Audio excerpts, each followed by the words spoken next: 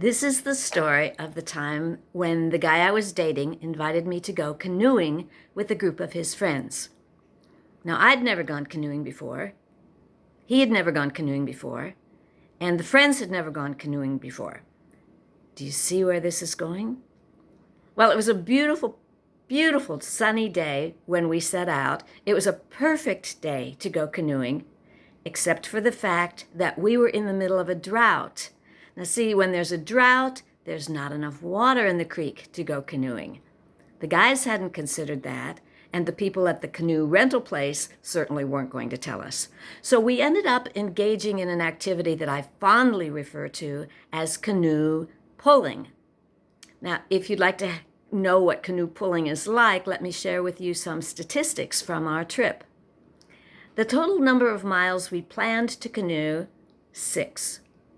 The number of miles the water was deep enough we could use our paddles, 1. The number of times I yelled, "Rock!" 682.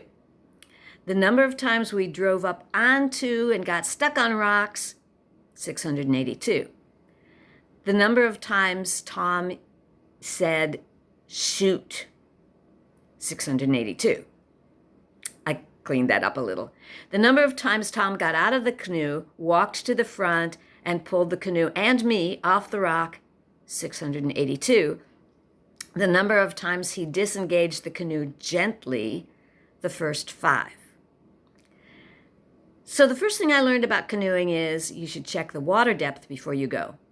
The second thing I learned was men and women should never canoe together.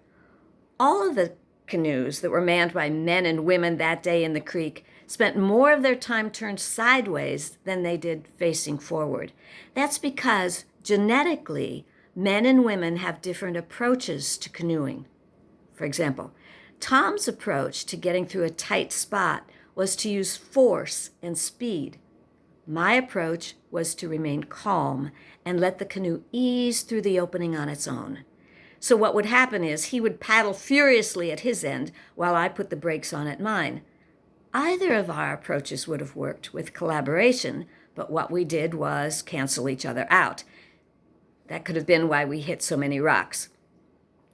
Another reason men and women should never canoe together is that it requires communication.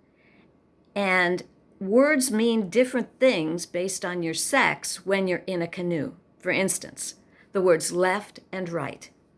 When I would say right, Tom would paddle on the right, which made the canoe go left. What I meant was he should paddle on the left to make the canoe go right. Again, that could be why we hit so many rocks. So trust me, if you're ever going to go canoeing, you need to agree on some things before you go. Canoeing was not meant to bring people closer together. Canoeing was invented to test relationships and not make you feel more loving towards your partner. All right, so if you're going to go canoeing, make sure you agree on certain things like left and right before you launch. Also agree on what's going to happen in case you capsize. The agreement I had with Tom was that he would rescue me before he'd rescue the cooler.